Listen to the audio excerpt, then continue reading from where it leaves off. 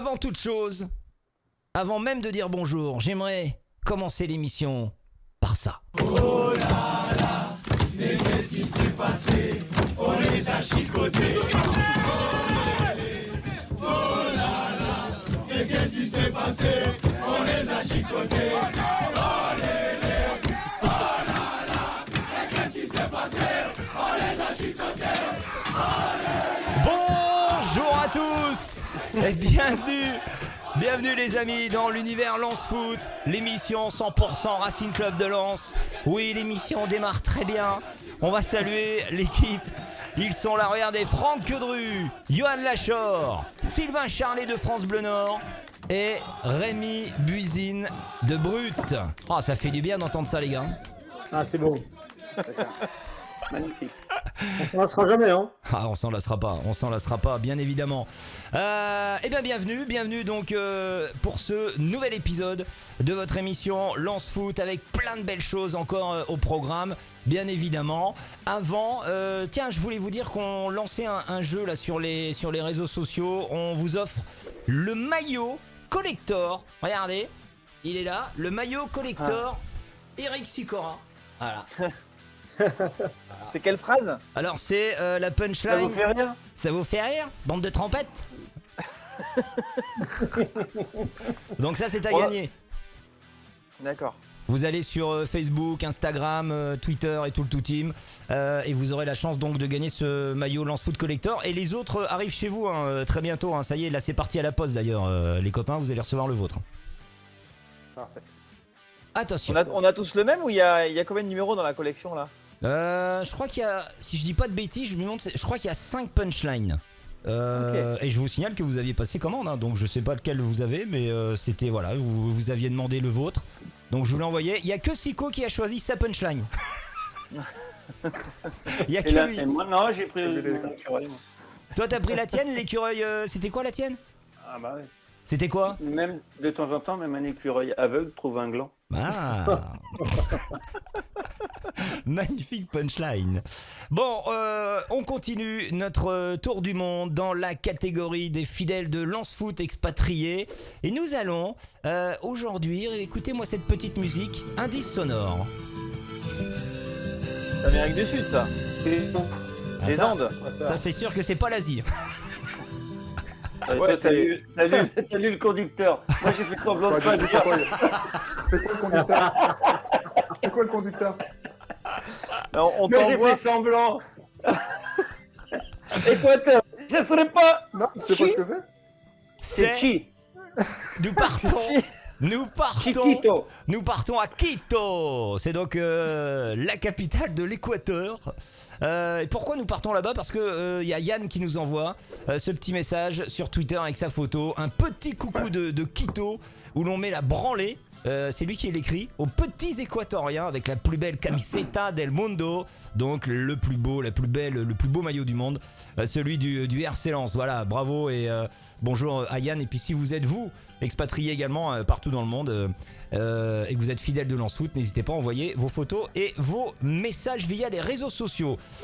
Victoire donc 2-1 face, on va arrêter les flûtes de Pan peut-être là. Victoire 2-1 face à Nîmes. 13e match. Elle était toute l'émission. Ouh. Je suis fatigué. 13e match sans défaite, la série continue. On va donc débriefer tout ça dans quelques instants avec les consultants. Il y aura aussi l'actu Lens Foot Zoom sur le prochain adversaire du Racing Club de Lens, c'est le PSG. On parlera formation également avec Johan Lachor le 30 avril. C'est une date qui est très importante. Pourquoi? Parce que le club doit prendre des décisions concernant les jeunes du club, sur quels critères il se base pour prolonger l'aventure. Vous le saurez en restant avec nous. On parlera aussi du derby, eh oui les gars, qui est déjà lancé sur les réseaux sociaux avec des banderoles qu'on a pu voir le week-end dernier là, face à Brest dans les tribunes du stade Bollaert. Et puis le jeu des pronostics, attention, ça bouge au classement. Attention, on y va, on démarre avec le café crème des supporters. C'est parti. Lens Foot. Le café crème et le tacle par derrière. Qui a été élu café crème? Vous l'avez sur l'écran, eh bien c'est Arnaud Kalimuendo, 49% des votes. Deuxième Massadio Haïdar avec 36%. Ensuite Cahuzac et Loïc Badet. Sylvain, toi aussi tu veux payer un café crème donc à Arnaud Kalimuendo. Oui, parce que j'ai eu la sensation que je ne voyais que lui sur la fin de match. Il rentre quoi après l'heure de jeu? Bon, après, l'équipe a bien défendu, mais c'est-à-dire qu'il s'est retrouvé seul en pointe à devoir harceler l'adversaire. Et je trouve qu'il a fait un boulot de dingue. Il a été impliqué dans les mouvements qui ont permis à Lens de rester dangereux, même si on était à 10 contre 11. Donc, du très très bon Kalimuendo, mais du Kalimuendo un peu comme les autres, qui un jour est au top, le lendemain est un peu moins bien. Voilà, ça reste un joueur irrégulier, mais c'est quand même un jeune joueur qui a juste fêté ses 20 ans. C'est 19 ou 20 ans, j'ai un petit doute sur Kalimuendo. Donc chapeau à Kalimuendo, mais voilà, il faut qu'il soit régulier désormais, même si ses stats sont super intéressantes. L'entrée de Kalimuendo, a été déterminante pour ce match, pour cette victoire. Oui, déjà, c'est lui qui est à l'origine du deuxième but. Donc ça, c'est vraiment hyper intéressant. Déjà, comment il arrive à se détacher de son adversaire. Et après, comme l'a dit Sylvain, c'est vrai qu'il est omniprésent, il n'est pas avare d'efforts, il est percutant, il va vite sur les jambes. Donc c'est quelqu'un qui est déstabilisant pour les adversaires. Et voilà, il a été encore une fois déterminant pour le Racing. Quelques messages. 19 ans, 7 buts, 4 passes. Je regardais les stats. 7 buts, 4 passes, 19 ans. C'est pas mal. Donc, c'est en 2002. Il est né en 2002. Ouais. Janvier 2002. Quelques messages de supporters. Lensois 77-62 qui écrit: quand t'es un amoureux du foot, eh bien tu votes Kali. Ce qu'il a fait de son entrée jusqu'à la 94e, c'est masterclass. Un gamin de 19 ans qui te change le scénario d'un match de par sa qualité technique, son intelligence de jeu et sa faculté à garder le ballon dos au but. C'est exceptionnel. Tuche à Lens, l'entrée de Kalimuendo est la clé de ce match. Il a su garder le ballon et faire des différences balle au pied quand il le fallait. C'est lui qui a permis de faire remonter le bloc. Quel joueur. Un petit mot sur Kalimuendo, Franck? Non, je pense qu'ils ont tout dit avec Sylvain et Yo, mais c'est vrai qu'il est rentré, il a été déterminant, il a gagné des bons coups francs qui ont permis de soulager aussi la défense. Garder le ballon, gagner des coups francs, ça fait remonter le bloc. Puis à partir de là, on a pu être dangereux et c'est lui qui amène le corner, je crois. Ouais. Donc voilà. Sylvain. Mais moi, c'était pas mon. Non, c'était pas ton café crème. Sylvain. Non, mais aujourd'hui, beaucoup de supporters, il est vraiment au centre de beaucoup de discussions chez les supporters, Arnaud Kalimuendo. Alors déjà, les premiers se disaient là depuis quelques jours, est-ce qu'il va pouvoir jouer face à Paris le week-end prochain? Ouais. Est-ce qu'il y a une clause dans son contrat, il est prêté? Non, il n'y a pas de clause. Il n'y a pas de clause où il reste sur le banc parce qu'il va jouer le Paris Saint-Germain, qu'il peut jouer le titre. Non. Il pourra jouer face au Paris Saint-Germain. Et après, son avenir, on sait que voilà, il y a une histoire d'option. Paris peut racheter le joueur si Lens lève l'option. Ce qui est important de noter, c'est que le joueur, pour l'instant, il ne veut pas en entendre parler. Il a clairement dit à ses proches, vous laissez ça de côté. On en parlera à la fin de la saison. Je veux vraiment terminer au mieux la saison. Je suis super bien ici. J'adore le lien que j'ai avec le club et avec les supporters. On fera le point à la fin de la saison. Mais celui qui décidera, c'est Arnaud. Voilà. Et Arnaud t'imagines Kalimuendo qui prendra cette décision. J'allais dire, je croyais que tu parlais d'Arnaud Pouille. Oui, Arnaud Pouille. Non. Voilà, oui. C'est Arnaud qui décidera. Voilà. C'est-à-dire que les deux clubs vont aussi se coller à ce que voudra faire Arnaud Kalimuendo. Le PSG ne va pas imposer un choix à Kalimuendo s'il a envie de rester à Lens. Et t'imagines, tu disais qu'il était déjà attaché au club et aux supporters. Imagine 2 secondes s'il n'y avait pas eu la crise Covid et qu'il avait connu la même saison avec un stade plein tous les 15 jours. Laisse tomber quoi, il signe pour 10 ans. Pour l'instant, il n'a pas encore rencontré les supporters en fait. Ouais, c'est ça, c'est ça qui est ouf. C'est vrai que tu as plein de joueurs qui la saison dernière sont venus au Racing en se disant je viens à Lens aussi pour le public. Au final, cette rencontre, elle n'a pas eu lieu. Tu joues à huis clos, il y a eu 5000 personnes au début de saison. C'est clair que ce serait fabuleux s'il pouvait rester pour connaître vraiment ce que c'est le lien avec les supporters. Parce que pour l'instant, il est que virtuel, que sur les réseaux sociaux. Enfin, non, t'inquiète pas, ils sont là à tous les matchs. Ils sont autour du stade. Ils les attendent. Mais c'est pas, tu vois, par rapport à la réalité tu vois, c'est rien par rapport à la réalité de ce que c'est au stade. Ouais, ça c'est clair. Et je vais te dire un truc, si Arnaud Kalimuendo veut prendre un bain de foule, il a qu'à aller faire un tour au Chandre et le Godot, un samedi, tu vas voir. Il va l'avoir son bain de foule, tu peux être sûr. Le classement du Café Crème, regardez, Fofana donc toujours en tête. avec 6 cafés crème et Kalimundo, donc 3 cafés qui remontent petit à petit et qui revient à un petit café crème de Klaus actuellement deuxième. Dans un instant, l'actu Lance Food, vous restez bien avec nous jusqu'à la fin de l'émission. Regardez bien l'intégralité de Lance Food parce qu'il y aura une page sur le derby qui est déjà lancée. Des banderoles déployées à Bollaert annoncent la couleur de ce derby qu'on attend tous avec énormément d'impatience. Mais pour le moment, c'est le débrief de cette victoire face à Brest. Lance Foot. Le débrief. Alors un coup d'œil vers les stats de cette rencontre les copains, 43% de possession de balle pour le Racing Club de Lens, 57 donc pour Nîmes, 16 tirs pour Nîmes et seulement 2 cadrés. Côté lensois on a 7 tirs et 4 cadrés et puis 359 passes pour le Racing et 461 passes pour le club de Nîmes. Messieurs, concrètement qu'avez-vous pensé de cette victoire face à Nîmes ? Moi, je pense que c'était une victoire du réalisme. Lens n'a pas dominé le match, a été plutôt contraint à défendre suite à l'expulsion de Sylla. Mais par contre, a su faire preuve de réalisme parce que je crois que c'est sur la première occasion, juste après la frappe de Cloc, qui marque le premier but. Et en deuxième mi-temps, ils ont ce corner et qui leur permet de marquer. Mais dans l'ensemble, ça a été un match difficile, mais ils ont su faire le dos rond et faire ce qu'il fallait pour être très efficace. Ouais, très compliqué pour le Racing. C'est vrai que c'était un match à la base face à une équipe qui joue sa peau, qui est peut-être en bas de classement, mais qui a toujours fait des prestations assez valeureuses. Ils l'ont montré. Et puis c'est vrai qu'au bout de 25 minutes de jeu, tu perds un joueur et que tu vas devoir jouer les 2 tiers du temps à 10 contre 11, c'est très compliqué. Donc c'est sûr que les 3 points au final, c'est, on va pas dire inespéré, mais quand même presque, avec autant l'expulsion que le scénario du match où Nîmes a fait plus qu'être un simple adversaire pour le Racing qui joue son maintien.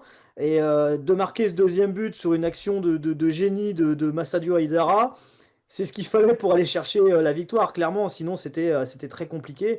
Donc voilà, après, sur l'ensemble d'une saison, il y a des matchs où tu domines et tu vas pas chercher les points. On peut penser à Angers, à Reims, et puis comme hier à Nîmes, où tout le scénario du match est un peu contre toi, et au final, tu arrives à aller chercher ce qui est le plus important, les 3 points, et Dieu sait qu'ils sont précieux avant cette série de 4 matchs qui arrive. Franck, qu'est-ce que tu as pensé de cette rencontre ? Tout à fait, c'est vrai qu'après on était sur le reculoir dès que Sylla a pris le rouge, mais en même temps ils ont perdu Ripard. Ouais. J'ai envie de dire. On va en J'ai envie de dire ils ont perdu Ripard parce que c'est quand même un joueur qui était important dans leur dispositif, qui abat beaucoup de boulot et qui est souvent soit à la conclusion, soit à la dernière passe des actions de Nîmes, qui était bien en ce moment en plus. Donc malheureusement, on joue à 10, mais ils n'ont pas trop d'occasions. Ils ont eu le ballon, la possession, mais il n'y a pas eu tant d'occasions que ça. Le cas n'a pas été testé tant que ça, ou des frappes de loin. Et après, c'est vrai qu'on espérait ne pas perdre, surtout. Alors le gagner, c'est, comme a dit Rémi, c'est du bonus. Ouais. C'est inespéré même. Bah ouais, Sylvain, Parce que ouais, comme vous l'avez dit, tu te dis, bon, ce match-là, tu vas pas le gagner. À un partout, je vais pas dire que tu es recroquevillé, mais que tu as quand même très peu d'opportunités, tu abandonnes le ballon et tu te dis que tu es dans un mauvais soir. Et puis ouais, là, regarde, tu essayé de tenir le 1-0. Mais oui. Et voilà. Mais quand ils ont égalisé, tu te dis ça va être compliqué. Mais tu te dis c'est là où moi je trouve que en ce moment ils sont pas dire intouchables, mais c'est génial ce qui se passe sur les 2 dernières semaines. Par rapport aux événements contraires, tu as une flambée de cas de Covid, tu as plusieurs blessés, Michelin, Sotoka. Là, il va falloir voir ce que Jean-Louis Leca dira avec son petit souci musculaire. Tu as des suspendus à gogo. Et là, sur 2 semaines, tu prends 7 points. Tu prends quoi ? Ouais, tu prends 7 points sur 9 matchs. 7 points sur 9. Non, mais sérieux, les mecs, ils sont sur un nuage, ils sont intouchables. Je ne sais pas ce que va donner la fin de la saison, mais c'est vrai qu'à un moment hier, tu te dis waouh, tu vas peut-être te retrouver 7e. Mais bon, ce serait déjà génial. Mais à un moment, tu te dis waouh, si tu en prends un 2e, il n'y a Rennes qui a marqué, tu peux te retrouver 7e. Et au final, tu restes 5e avec un scénario totalement inattendu. alors, une après-midi donc qui aura été très longue, on l'a compris, jusqu'à la délivrance d'Aïdara. On va voir ses stats. Ama Sadio, donc un but, 88% de passes réussies, 79 ballons touchés, 2 interceptions et 2 duels gagnés. Et c'est le moment de l'œil du coach qui va être une nouvelle fois orchestré par le Joker, celui qui remplace Eric Sicora de main de maître, c'est Johan Lachor. On va s'arrêter pour cette séquence l'œil du coach et faire un replay de l'action qui amène justement le but d'Aïdara. Ouais, j'ai envie de dire que c'est une action en 3 temps, avec d'abord la remontée de Baldé qui face à une défense nîmoise qui est vachement basse et qui recule, et en tout cas qui ne le presse pas. Donc voilà, il remonte le ballon jusqu'aux 16 mètres adverses, ce qui est quand même assez surprenant de la part d'un défenseur central, ce qui lui permet d'être en position de frappe. Ça peut paraître anodin comme ça, mais en fait, sur l'action, il y a 10 Nîmois qui se retrouvent dans les 25 mètres. Donc les Nîmois, quand ils récupèrent le ballon, en fait, ils ne peuvent pas ressortir, ce qui permet à Kaisak, sur l'action, quand ils essayent de trouver l'attaquant, Kaisak, forcément, il est pas gêné par les autres joueurs, donc ça lui permet de sortir, de bien choper le ballon. Les Nîmois sont en train de ressortir simplement à ce moment-là, et Boura, voilà, très, très intelligemment, joue vers l'avant sur Kalimundo qui fait un très bon appel.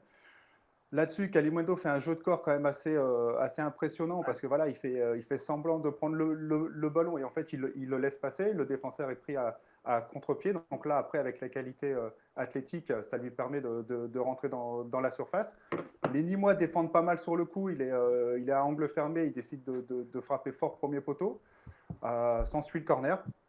Voilà, et sur le corner, encore une fois, il y a une défense extrêmement passive de la part de Nîmes, notamment, je crois, c'est Sarr ou Famba, je crois, qui est sur la trajectoire, mais qui laisse passer le ballon, et Aïdara derrière qui arrive à passer devant son défenseur, en tout cas qui arrive à passer le pied devant son défenseur et qui permet de mettre le ballon au fond des filets. Donc voilà, c'est une action pour moi en 3 temps, où en fait les circonstances ont fait que Nîmes s'est retrouvé désorganisé du début à la fin, en fait.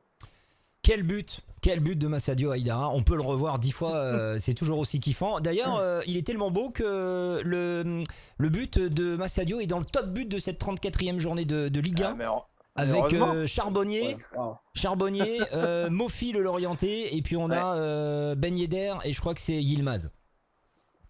Yilmaz et Ben Yedder, c'est le même. Allez, les deux d'Yilmaz, parce que le coup franc d'Yilmaz, c'est quelque chose. Hein. Ouais, mais bon, on n'est pas là pour parler d'Yilmaz. On n'est pas là pour parler d'Yilmaz. S'il te plaît. Mais les gars, tu peux admettre quand il y a un joueur qui est bon quand même. On parle pas. Lillois, les gars, on va pas parler. Il n'est pas Lillois, lui, il est turc. Non, et on parle pas d'Yilmaz. Oui, voilà, il est turc. Ouais. Super. On a parlé 15 secondes, ça suffit. On parlera tout à l'heure du derby. Restez bien avec nous. Comment expliquer, Franck, Rémi, comment expliquer les nombreuses pertes de balles en seconde mi-temps dans les transmissions qui semblaient quand même pourtant faciles, certains gestes, ça vient de quoi selon vous? De quel côté? Du côté lensois. Côté lensois. Après, je pense que tu t'es beaucoup dépensé, étant donné en infériorité numérique, tu étais concentré surtout à bien défendre, alors quand tu avais le ballon, il te manquait peut-être ce petit brin de lucidité pour pouvoir donner la passe juste ou au bon moment ou dans la bonne direction, j'ai envie de dire. Donc oui, peut-être un manque. Je sais, j'ai vu un peu souffrir, surtout qu'on n'avait pas l'habitude de le voir souffrir comme ça. C'est qui? Oh merde. Ça, voilà, c'est l'âge. Ça, c'est la vieillesse. Yilmaz. Renildo. Sylvain. Carton rouge. Carton rouge pour Sylvain. Ah non, alors là, non, ça fait 3 fois que tu gars, c'est ambiance derby. Non, 3 fois que tu prononces le nom d'Yilmaz. C'est pas possible. Ouais. Non. Fofana. C'est cool. J'ai trouvé, voilà, un peu de temps en temps à bout de souffle. Un peu fatigué avec le retour, son retour, tout ça. Donc, il a eu des symptômes. Hein. Voilà. Il a eu des symptômes. Il a souffert quelques jours. Donc voilà. C'est compliqué, il te manque Doucouré, Kakutak. Je veux dire, on va pas présenter le fait qu'ils sont indispensables ici. T'as Fofana justement qui revient du fait de pas avoir joué et qui a justement eu des symptômes, et du coup faut qu'il se remette dans le rythme qui était le sien juste avant son absence. Donc c'est ça aussi qui est compliqué. Puis il a des débauche d'énergie à 10 contre 11, hein, donc ça s'explique quand même en grande partie par ces deux aspects-là. Hein. On va parler de Silla, oui, et de son geste sur Ripard qui lui vaut l'exclusion. On va tout d'abord, tiens, on va mettre la photo de ce pauvre Ripard qui s'est pris. Et franchement, Silla, il s'est pris pour le moine Shaolin, là, c'est pas possible. Non, mais le mec, c'est quand même. Et ça fait peur quand tu vois la vidéo. Mais c'est un geste inacceptable, hein. Enfin, je veux dire. C'est incontrôlé. Je Un pense contrôlé que là, involontaire. voilà, C'est pas volontaire. C'est pas volontaire, mais il est de face, il le voit arriver. Pourquoi tu mets le pied? C'est de la bêtise, j'ai envie de dire. Et tu pénalises ton équipe, tu as de la chance que là, ton équipe elle a un état d'esprit de fou. Franchement, parce que là, si tu perds le match là, c'est de sa faute. Hein. Il n'a Ouais, pas de niveau clair. pour moi. Silla, Pour actuellement. moi, là, c'est la dernière fois qu'on le voyait sur le terrain pour Lens. Il va prendre ses 4 matchs et c'est fini. Hein. Tu penses Non, pas 4 matchs quand même. Non, mais même Pas sûr qu'il va s'il prendre prend quatre un matchs, parce match, qu'il y a pas de... s'il prend un match, pour moi, le petit Boura, il finit la saison. Johan, C'est Aïdara ou Boura à gauche. Basta. Johan, sur les... Ouais, moi, je rejoins. Pas tous en Moi, même je temps, rejoins s'il vous plaît. Franck. Je pense qu'effectivement, il y a vraiment un manque de maîtrise sur le coup, même si, encore une fois, je suis d'accord avec Franck, il doit le voir, il doit prendre connaissance de son environnement, mais voilà, après, il est peut-être pas bien, il sait, voilà, il sait qu'il joue peut-être aussi ses dernières chances pour la saison sur ce match-là, donc voilà, tout ça mélangé fait qu'à un moment, il se retrouve peut-être un peu à faire ce geste involontaire, mais hyper dangereux, quoi. Donc on va quand même revoir, j'en rigole mais c'est pas marrant, on va revoir la photo de Ripard qu'il a posté sur ses réseaux sociaux là, il a 6 points de suture, on a l'impression qu'il a croisé Mike Tyson. Alors que Franck Quedru il est en train de téléphoner tranquillement. Qu'est-ce qui t'arrive, Franck?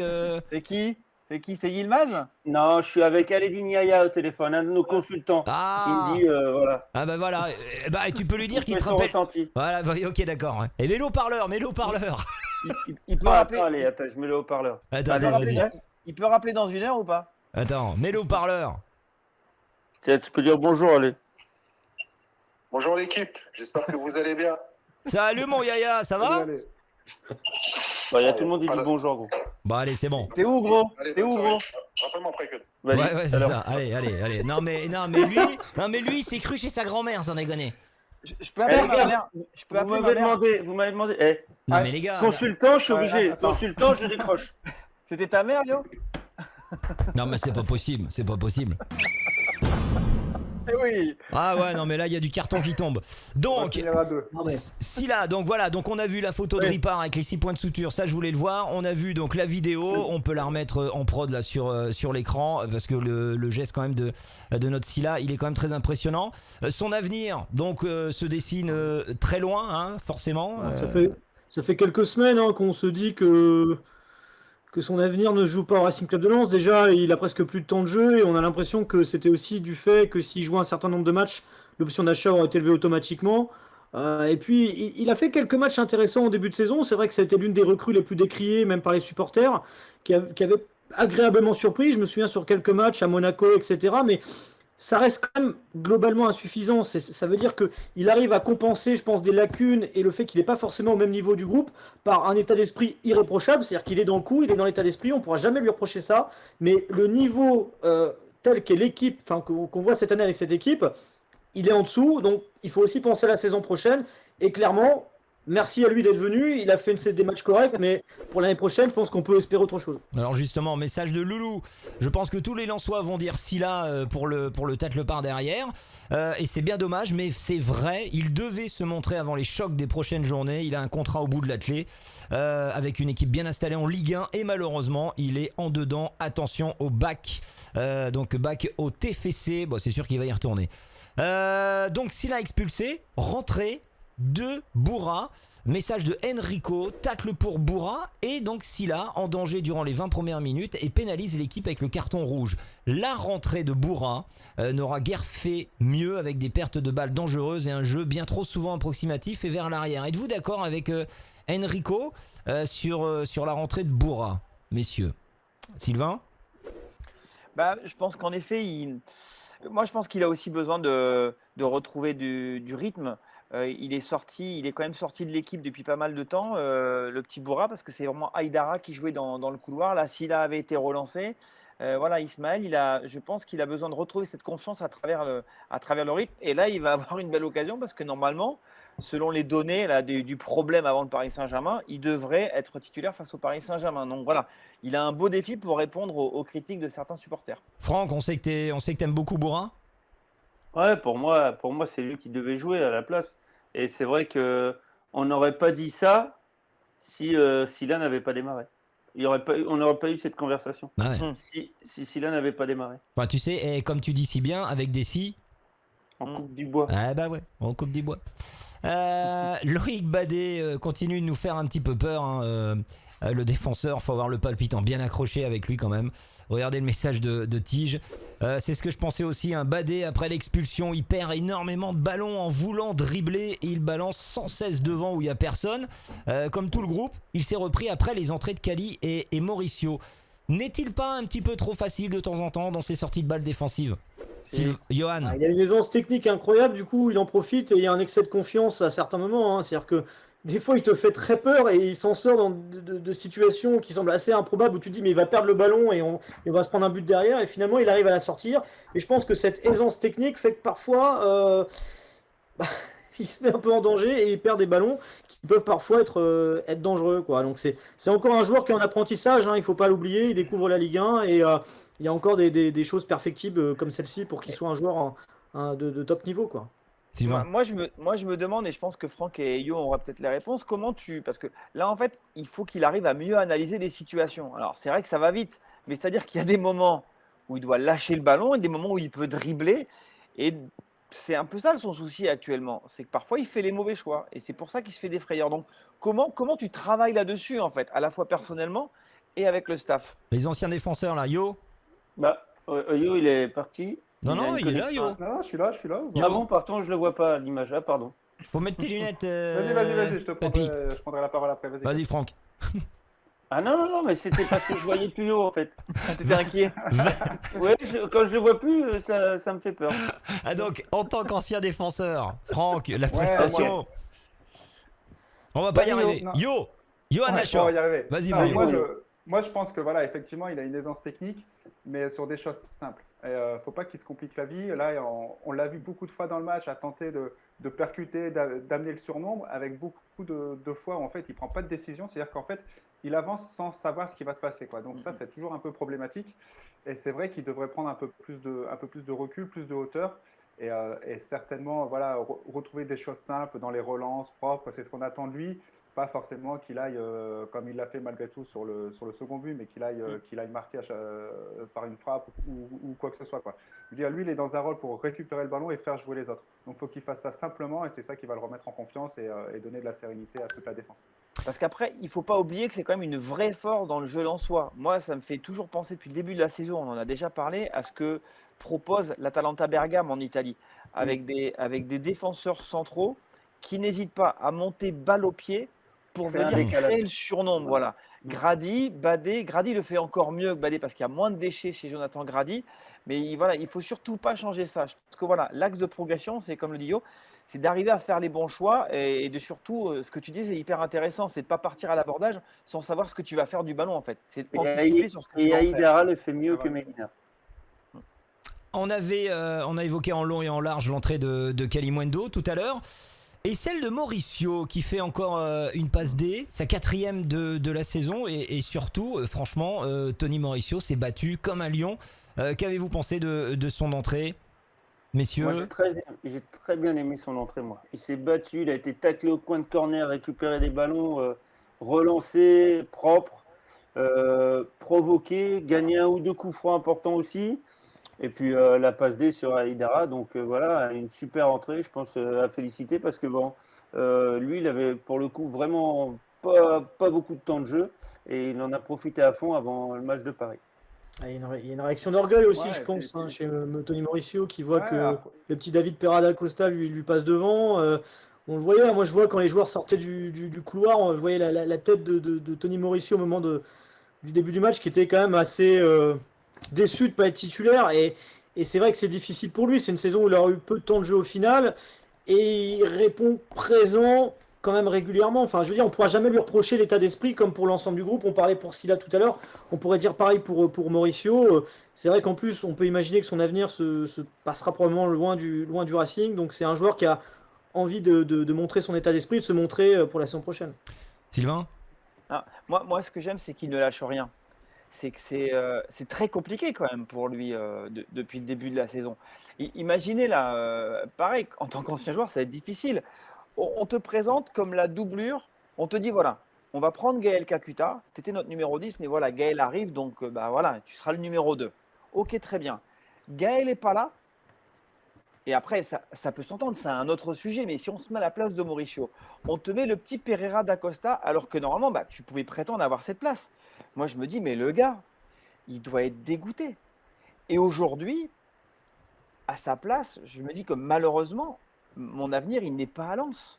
Je pense que, je ne sais pas comment ça va se passer, mais aujourd'hui, je suis Tony Mauricio, j'essaie d'aller voir ailleurs, et je ne sais pas ce que penseront les dirigeants, mais je pense que les dirigeants vont clairement lui ouvrir la porte pour le laisser partir. Après, lui, il n'en parle pas, son entourage ferme la porte à tout ça en ce moment, mais situation complexe pour lui. Hein. Moi, je suis dit, je veux partir. Hein.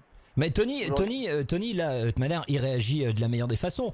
Et d'une avec un état d'esprit comme vous le dites, c'est-à-dire voilà, je crée pas de polémique dans le vestiaire, je reste droit. Et en plus de ça, eh ben, il profite de chaque instant parce qu'il faut qu'il se montre pour le mercato de cet été.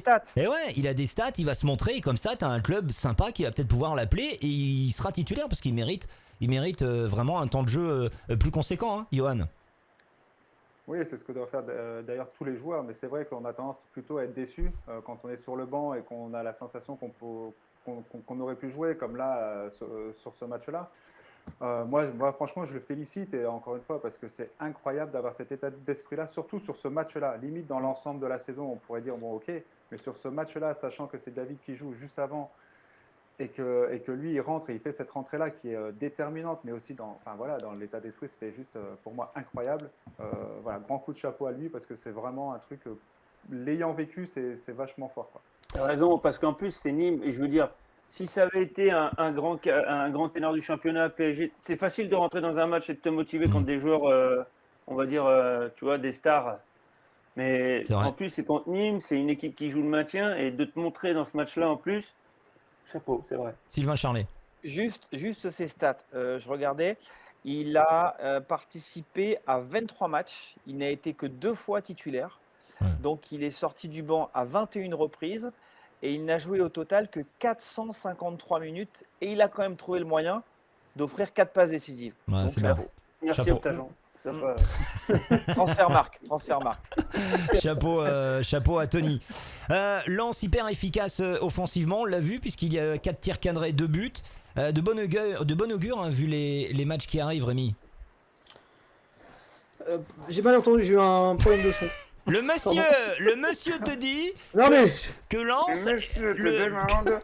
Lens a une véritable efficacité offensive.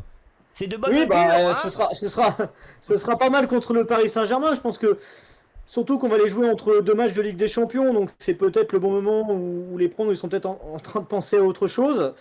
Et oui, on a une réussite offensive et il faudra espérer que ça passe aussi contre le Paris Saint-Germain. Il faudra voir jusqu'à quel point ils vont remanier leur effectif, mais bon, après cette réussite offensive, on la voit quand même depuis le début de saison. Alors, début de saison, on était assez critique sur le manque de réalisme, mais on voit aujourd'hui que c'est un peu l'inverse. On a moins d'occasions, on est beaucoup plus réaliste, donc tant mieux parce que au parc, ce sera justement, il y aura peut-être moins d'occasions de s'illustrer, donc il faut en profiter. On reviendra sur le PSG tout à l'heure, Sylvain. Déjà, Lorient, hein, dans mon souvenir, tu marques 4 fois. Et je pense pas que tu aies plus de 7 ou 8 tirs cadrés sur le Optagen. Donc, non, c'est vrai qu'en ce moment, les gars devant sont assez efficaces. Dis donc, t'as signé un placement de produit avec Optagen ou quoi? Non, c'est une référence à un ami qui aime Optagen. Lens est donc sur 13 matchs sans défaite en Ligue 1. Qui plus est pour un promu, c'est quand même une performance incroyable. Si on avait, franchement, en début de saison, si on vous avait dit que non seulement on va réussir le maintien et qu'en plus de ça on fera une telle série, on aurait dit non mais attends, calme-toi quand même. Non mais faut être honnête, même le mec le plus optimiste, il te dit pas ça, ou alors s'il te dit ça, tu dis bon alors, retourne boire une bière, laisse-nous tranquille quoi. Parce que mais franchement, qui aurait cru voir le Racing à ce niveau-là en début de saison? T'es quand même là, c'est exceptionnel. Moi, On est en train de vivre une saison qui est fantastique. Ça fait 15 ans qu'on n'a pas vécu ça, qu'on n'a pas eu la chance de pouvoir jouer une place européenne à 4 journées de la fin. Donc fabuleux quoi. Eh ben- Souvenez-vous, on était il y a 2 ans à la même époque. Et ben justement, tiens, tu me fais une belle transition là, une belle passe D. Le Racing de cette saison n'est-il pas le meilleur de cette décennie? Tour de table, j'ai bien dit de la décennie. Tour de table, oui ou non? Johan Lachor, Oui. Rémi Buzine, Ah, sans aucun doute, oui. Sylvain Charlet Oui. et Franck Queudrue. oui. Oui. C'est sur ce oui que nous Non, mais avons. il n'y a même pas de débat en fait. Ben Bah non, C'est- bah non. Bah non, en 10 ans, on a vécu que de la galère quasiment. On a été au fin Je te signale que j'ai dit oui, mais j'étais quand même dans l'équipe en 2011. Hein. C'est vrai. Il y a 9 ans. 9 ans. Eh, oh, Sur les 9 dernières années. En plus, j'ai pensé, je me suis dit une doute par rapport à ça. mais non, il n'y a pas photo. Il n'y a pas photo. Allez, Y a c'est pas parti. photo. Nous, on n'avait pas d'état d'esprit d'équipe. Allez, on Quand j'y étais. enchaîne les amis avec l'actu Lance Foot. On a encore quelques dossiers à traiter pour cet épisode de Lance Foot. C'est parti. Alors, je voulais qu'on parle un peu de la formation lensoise avec Johan Lachor qui connaît forcément ce dossier sur le bout des ongles. Avec une date qui est très importante, c'est le 30 avril. Pourquoi cette date est si importante pour la formation lensoise, Johan?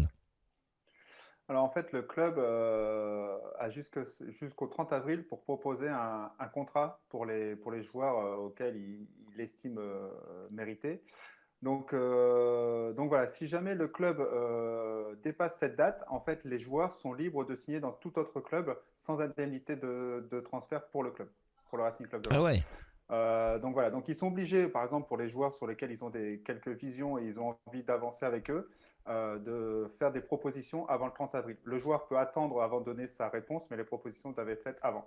D'accord. Voilà. Donc c'est simplement une législation pour cadrer un peu tout ça. Ouais, c'est-à-dire que quand la proposition est faite par le club, ils sont prioritaires.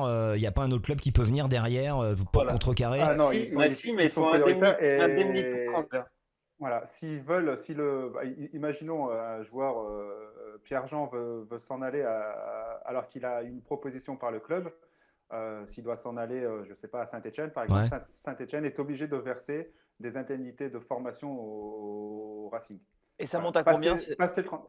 Ouais, c'est 90 000 euros par année Ah Par ouais. année de quoi? De De formation? formation. de formation. Ouais. Ok. Donc, Mais à en partir de sachant quel que les âge? joueurs rentrent sur 15 ans. Ok. Donc en fait, c'est U16, U17, U19. Mhm. Donc ça, c'est les années de formation. Donc là, ils ont signé souvent aspirants et après, ils passent stagiaire. Donc voilà, c'est souvent dans ces dates-là qu'il faut. Ah, donc En 3 sachant- années. en sachant que Lens est catégorie A. Donc, C'est-à-dire C'est-à-dire, là, c'est 90 000 euros. Mais il y a des centres de formation qui ne sont pas dans cette catégorie, donc Ok. c'est moins cher. d'accord. C'est le un top, peu moins. c'est le top Ouais, en fait. Voilà, Ah ouais, Lens, ouais. c'est le top. Donc, Alors, ce sera plus le top parce que les catégories changent et pour l'instant, on est en deuxième place. Enfin, on va passer en catégorie A', un truc comme ça. Bah, je crois que ça Mais, soit 60 000 euros alors, Et, par année de voilà. formation. Mais Mais- du coup, mais- oui, c'est 90 000 euros par année de formation. Sylvain. Tu es rétrogradé entre guillemets par rapport aux performances des équipes de jeunes ou pas seulement? C'est aussi Comment ça? Attends, excuse-moi, on a été Bah, coupé, j'ai pas entendu le son. excuse-moi. quand tu es entre guillemets rétrogradé, parce que là tu vas passer de A à A', c'est lié quoi? Aux performances des équipes de jeunes, à d'autres critères? C'est lié à quoi? Non, c'est d'autres critères en fait. Les critères de centre de formation sont, alors et ça dépend le nombre, les diplômes des entraîneurs. En fonction, plus tu as de diplômes de haut niveau, plus tu montes en catégorie. Il faut avoir une salle de musculation, il faut avoir un médecin, voire 2 médecins, 2 kinés à temps plein. Voilà, c'est toutes ces choses qui font, Ok. qui permettent d'avoir un centre de formation performant. Voilà, c'est tous ces critères-là qui font qu'à un moment donné, on est en A, enfin, je crois que c'est prestige maintenant, A, B, et voilà. Est-ce qu'on a des noms de joueurs, là, de jeunes joueurs que pas grand monde connaît et que là tu pourrais dire tiens celui-là attention ça va peut-être signer et le club a un œil dessus. Bah là, alors là, c'est la génération 2003, hein. Il faut être attentif parce que la génération 2003, c'est eux justement qui finissent leur 3e année de formation. Donc c'est sur eux que va se faire les propositions, certainement. Ouais, après, il y a des joueurs. Il y a Adam Mabrouk, qui est un très bon joueur en 2003, milieu défensif très, très intéressant. Il y a Ange N'Guessan, qui est défenseur central, a un potentiel aussi hyper intéressant. Il y a Hamza Abdallah, qui est défenseur gauche, qui peut jouer aussi à droite, voilà, qui est dans les petits papiers. Voilà. Et après, dans les 2002, ben, on a pu voir, il y a Boubacar Kamara Mhm. qui pointe le bout de son nez. Il y a Anis Hadjmoussa qui pourrait éventuellement faire des choses aussi. Donc, il y a quelques très bons joueurs. Et après, Ouais. malgré tout, il y a des Mhm. joueurs qui sont peut-être un peu en retard aussi, mais qui peuvent prétendre. On a vu la signature d'Adrien Louveau, alors qu'il n'était pas dans les petits papiers au départ, qui a signé pro maintenant. Donc, voilà. Donc, mais les têtes d'affiche, on va dire, Ouais. ce sont un peu celles-là. Et là, Mais- on a quelques noms, merci Yo, et on souhaite un très bon rétablissement au jeune nouveau là. On pense fort à lui parce qu'il avait fait de belles rentrées bien prometteuses et puis malheureusement il s'est gravement blessé. On lui souhaite de tout cœur un super rétablissement, Sylvain. Qu'est-ce Mais qu'il a fait? J'ai pas, quand- je suis pas au courant. Il s'est fait le genou, enfin, je sais Ouais. pas si c'est les croisés en début de semaine dernière, à l'entraînement, Merde. malheureusement. Et oui, oui, juste après sa première apparition. Moi, je me pose des questions, je sais pas si vous avez des réponses par rapport à ça. Moi, je n'en ai pas trop. Sur le petit Pereira da Costa, donc qui était titulaire. Si je ne dis pas de bêtises, Pereira da Costa, il est en fin de contrat. Bon, là, je sors un peu du cadre Ouais. des jeunes de la formation. C'est un joueur qui vient du centre de formation. Mais Pereira da Costa, j'ai l'impression, mais peut-être que je me trompe, cet été, il peut signer où il veut. Je suis pas sûr, non. Non? Il aurait signé? Je crois qu'il avait signé 3 ans. Ok. Il me semble. Faut vérifier, mais il me semble qu'il avait signé 3 ans. Donc 3 ans, Ouais. ça doit encore le couvrir pour la saison prochaine. Ouais, Il y ouais. avait un doute, hein. Mais même si c'est un an de contrat, dans le football, c'est rien parce que c'est un joueur qui va forcément, là en plus avec ses récentes entrées, il va forcément être attaqué sur le mercato cet été parce que c'est une situation où le club est en situation de vulnérabilité contractuellement Ouais, parlant, tout à hein. fait, ouais. Alors Ouais, là, tout à tu fait. sais, là, je viens d'aller sur Transfermarkt, qui est le site de référence. Selon Transfermarkt, il est sous contrat jusqu'au 30 juin 2021. Et ses Ah. intérêts sont gérés par Stella Sport. Voilà. Donc bon, après, peut-être que les infos ne sont pas bonnes, mais c'est un dossier intéressant parce que c'est un joueur qu'on essaie de faire monter. On en parlait il y a quelques instants. C'est quand même un des symboles de la formation lensoise. Voilà, quid de sa présence cet été à Lensoyer. Ouais, Je serais moi, j'ose surpris croire que- que le je club serais a surpris que anticipé les sur la dirigeants question bougent du pas. joueur. S'ils le font jouer là comme ça, il y a sûrement des raisons qu'on ignore peut-être, des négociations peut-être bien abouties, que ce sera annoncé plus Mm. tard, parce que mettre en avant un joueur qui sera en fin de C'est vrai. contrat dans 2 mois comme ça me paraît un peu bizarre. Bon, dans un instant, on va parler du derby qui a bien démarré dans les tribunes et sur les réseaux sociaux. On va en parler juste après. Un zoom sur le prochain adversaire, c'est donc le PSG samedi à 17h au Parc des Princes. Va encore falloir composer avec des incertitudes et des absences, les amis. Côté absence, Loïc Badet, Massadio Haïdara, Silla, donc expulsés ce dimanche, seront à leur tour suspendus. Côté incertitude, si je dis pas de bêtises, Kakuta. Kakuta, ça paraît peu probable selon Franck Hez. Sylvain Tchèque Doucouré aussi apparemment, c'est... Ah, c'est musculaire, hein. Ouais. Doucouré, Sotoka, et puis les cas aussi. Alors non, bonne nouvelle selon apparemment Sotoka, Clément Michelin et Tchèque Traoré, c'est plutôt positif. Ah, ok. Les dernières rumeurs seraient plutôt positives. Bon, un mot sur ce match face au PSG. J'aimerais vous entendre tous là, rapidement, 30 secondes chacun. Comment vous le voyez ce match au Parc des Princes? Est-ce qu'il y a une vraie chance pour qu'on puisse faire une belle presta là-bas et puis en tout cas essayer de revenir avec des points? Franck. Moi, je dirais quel PSG, quoi. Excuse-moi, je commence. Ouais, mais, vas-y quel Yo, PSG? vas-y. Ah ouais. Quel PSG? C'est-à-dire que si on a le PSG de la Champions League, ça va être très compliqué. Ou alors on peut avoir un PSG qui s'enflamme un peu, qui prend le match par-dessus la jambe et qui se retrouve à vouloir gérer sans savoir vraiment leur ambition. Donc voilà, ça va vraiment dépendre de l'état d'esprit du PSG sur ce match-là. J'étais en train de parler avec le micro fermé, j'ai eu l'air de...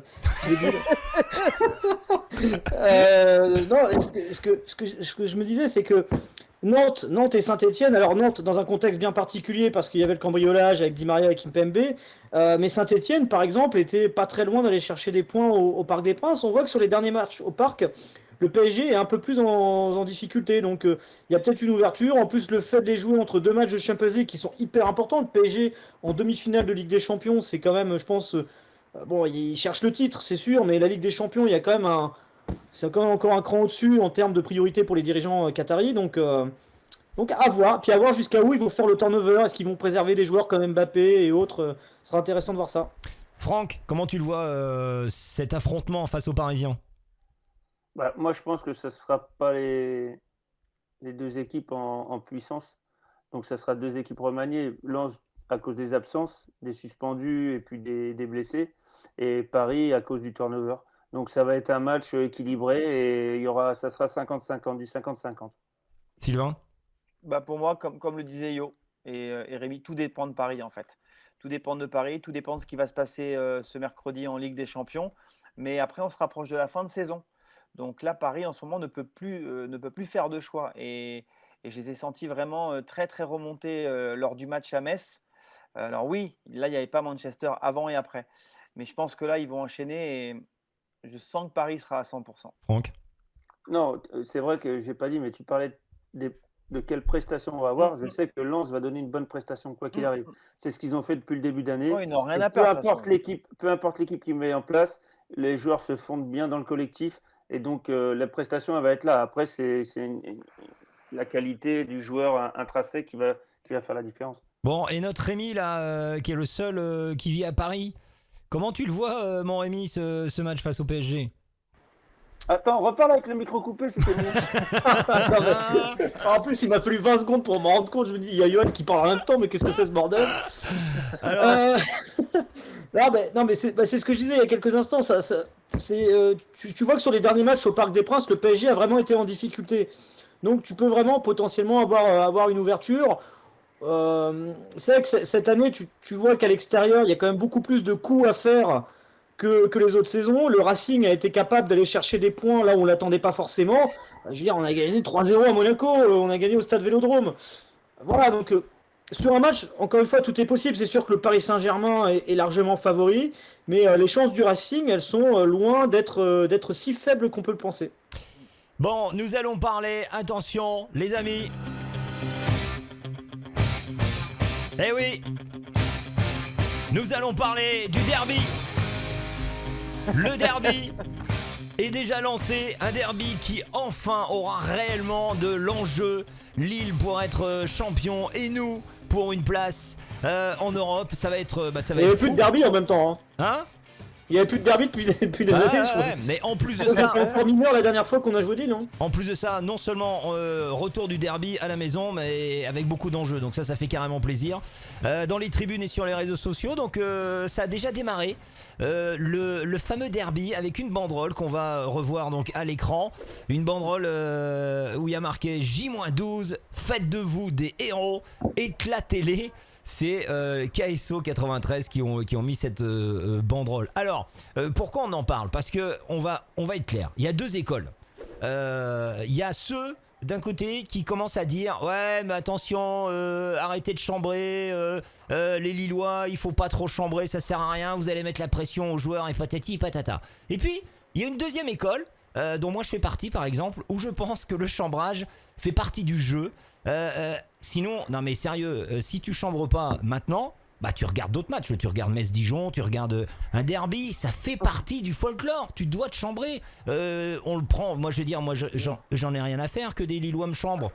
Chaque année et toutes les semaines, j'ai des mecs qui viennent me voir sur les réseaux sociaux, je m'en fiche, ça fait partie du jeu, je vais pas être vexé. On a le droit de chambrer, sinon c'est plus intéressant. Johan et Franck, vous qui connaissez par cœur ces fameux derbys. Ouais, nous aussi, on le chambrait, Cyril. Bon, comment? Et vous faites partie de quelle école? La deuxième, oui. Bah, bien Clairement, sûr. La deuxième, Bien voilà, c'est beaucoup plus sympa. Il y a une pression qui monte. Alors effectivement, il y a un peu de pression, mais c'est au contraire. Enfin, je trouve que c'est de la pression qui est positive, qui fait pousser, qui avancer les gens. Donc, enfin voilà. Puis c'est marrant de voir ça un peu sur les réseaux sociaux. Ça met de l'émulation, c'est sympa, et voilà. Et tout le monde en sort plutôt intéressé par ce match. Franck? Moi, perso, je suis de la première, en fait. Je ne parle pas avant, moi. Bon, arrête un Je peu. parle après. Moi, je chambre après, quand j'ai gagné. C'est vrai? Non, tu chambres jamais avant. Il a perdu, il s'était. Jamais avant. Sérieux? Bah ouais. Jamais. Ouais, ça fait Jamais tu m'entendras chanter avant l'heure. Ça fait partie du show. Sylvain?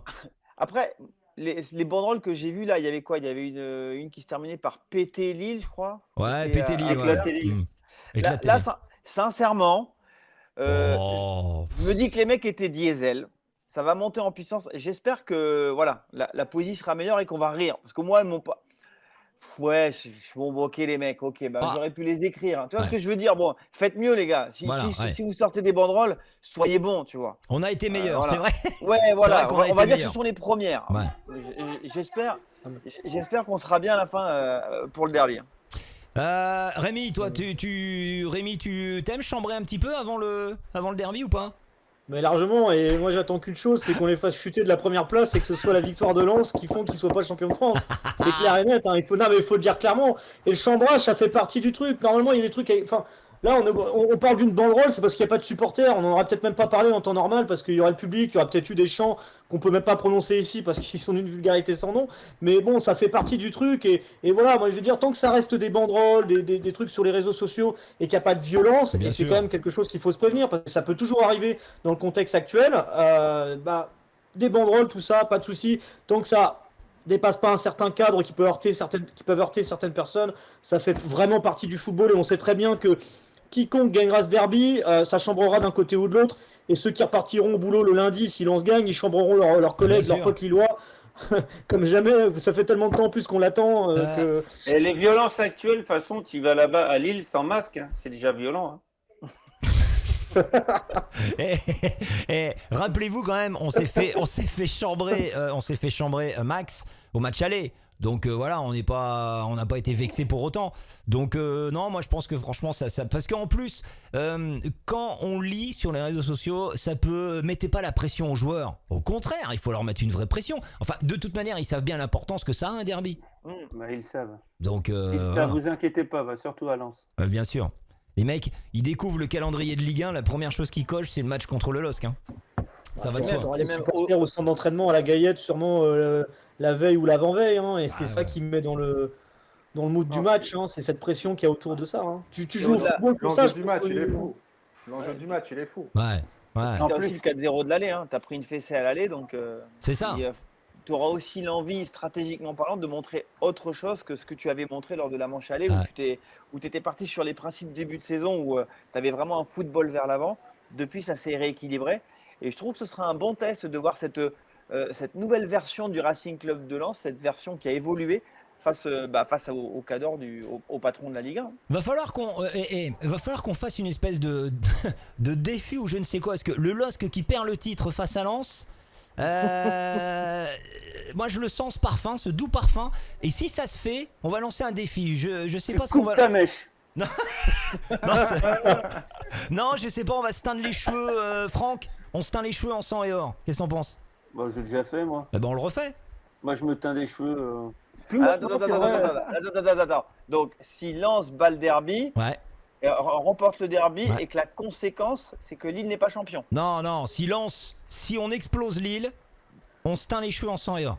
Ouais, mais On ça veut les dire quoi, expose exploser 1-0. Ouais, Ouais, Il une va victoire, se faire c'est les défoncer sur les réseaux sociaux. Mais même une victoire, même une Ah, victoire. mais 1-0. que les choses soient claires, qu'on rigole un peu. Alors, vous êtes tous d'accord? C'est-à-dire qu'on fera tous l'émission en sang Ah et non, or? moi je joue pas. Bah, bien sûr que si, tu joues. Ah bah Ah, bien c'est sûr. festival, lui, c'est compliqué. Il va se J'en ai faire, rien à moi, faire. je peux pas. J'en ai Moi, rien je à suis faire. Non, mais moi je suis objectif, voyons. Bah tu Pas mettras, vous, moi, mais je tu suis mettras une objectif. casquette quand tu seras à Lille. Tu m'as Parce que abonné. Disney voit sur Twitter. Hein. Tu m'as abonné. Johan, Non, tu te moi, teins je les joue cheveux? pas. Je fais trop de bruit au bureau là. Je suis en train de me faire Johan, tu insulter, te teins les gars. cheveux? Yo, Moi, si c'est le défi, c'est le défi. boum. Voilà, yo, il a des coronesses. Franck. Allez, Franck. Bah oui. Bah Et- oui. Et Aledine, comment il va faire sans Bah, cheveux Alédine, on lui mettra des fausses bacchantes, des fausses moustaches sang et or. Rémi, Bon, on n'a pas trop le choix, mais bon, on allez, va dire oui. bim, allez. adjugé. Sylvain. Si Yilmaz met un doublé, je me rase les cheveux comme Yilmaz. Oh putain. Bon. Oh là là. Je joue pas. Carton rouge. Ah bah non, alors, je joue bah. pas. Mais non, moi je joue pas. Tu rigoles ou quoi? Bon, Ah c'est non. pas grave. C'est pas grave. On termine avec quoi? On termine. Ah bah oui, avec le jeu des pronostics, c'est parti. Let's go. Ouais. Jingle. Là, je joue. Lance foot.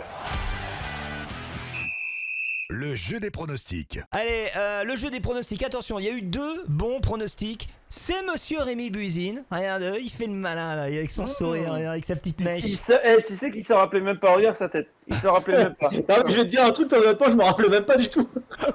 Donc Rémi Buzine qui marque 3 points et Guillaume Gillet qui non seulement a le bon pronostic les gars, mais il avait joué son bonus Paris en or. Donc il marque 5 points directs. Waouh. Le fameux Belge, notre Belge national, Guillaume Gillet. Ensuite, moi de mon côté, j'avais misé 1-0 et j'avais joué également mon bonus Paris en or. Donc j'ai la bonne tendance, je marque 3 points. Et puis ensuite, tout le monde marque 1 point parce que vous avez tous la bonne tendance, sauf Yo. Johan qui reste à 0 points. Mais C'est attention, bien, j'étais pourri sur les pronos toute la saison.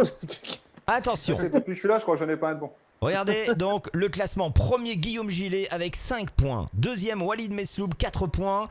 Yaya troisième avec 4 points. Ensuite c'est Rémi et moi on a 3 points. Ensuite il y a la charrette de 1 point. Et Johan dernier donc 10e avec 0 points bien entendu.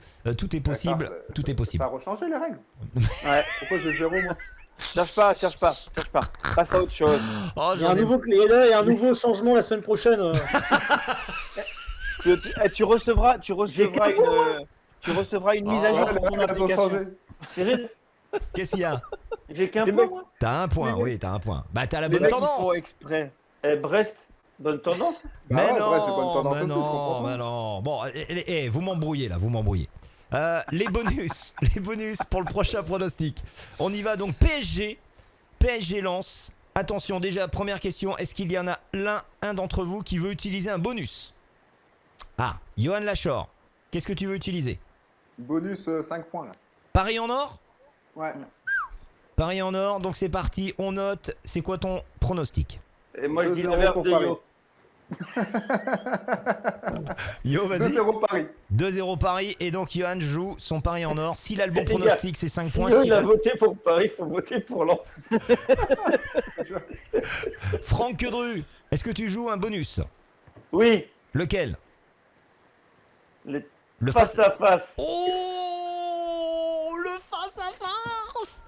Et le face à face, donc avec le premier. Non, avec Yo, bah oui, avec le premier. Oh là là. Le face à face. Donc Franck Quedru face à face. C'est quoi ton prono? 3-0. 3-1, pardon. Lorient. Pour Paris. 3-1 pour Paris et le face à face. Donc si tu as le bon pronostic, tu ne marques pas de points, mais tu prends la place, tu switches avec donc Guillaume Gillet, tu prends sa place et lui prend ta place. C'est rude. Le bonus. Attends. Et si Paris gagne, j'ai quand même la bonne tendance. Ah oui, bien sûr, tu auras un point si Paris gagne. Rémi, est-ce que tu prends un bonus? Non, je vais pas mouiller aujourd'hui, je pense pas. C'est compliqué, pas. Donc pronostic. Un partout. Un partout. Ok.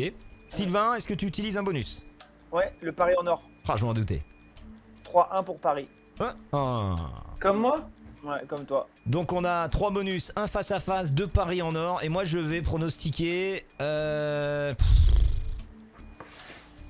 là, j'hésite 2-1 pour Paris. Ou 2-0. T'as dit quoi Yo? 2-0. Ah bah je dis 2-1. Allez, je dis 2-1. 2-1 victoire malheureusement de Paris. Bon les amis, passez une très très belle semaine. N'oubliez pas, sur les réseaux sociaux, vous avez le fameux maillot Lance Foot Collector. Voilà. De monsieur Franck Quedru, non, de monsieur Eric Sicora à gagner avec la fameuse punchline. Ça vous fait rire, bande de trompettes. C'est sur Instagram, sur Facebook et sur Twitter. Merci d'être de plus en plus nombreux à nous suivre encore chaque semaine.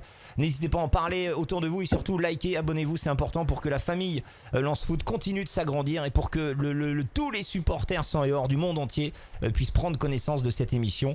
Ça nous fera énormément plaisir. Merci messieurs, bonne semaine à vous. Bis Merci, les gars. salut tout Bonne le monde. semaine. Salut à Bonne tous. semaine, bon courage. Allez, salut et à mardi prochain. Ciao. Ciao. Salut.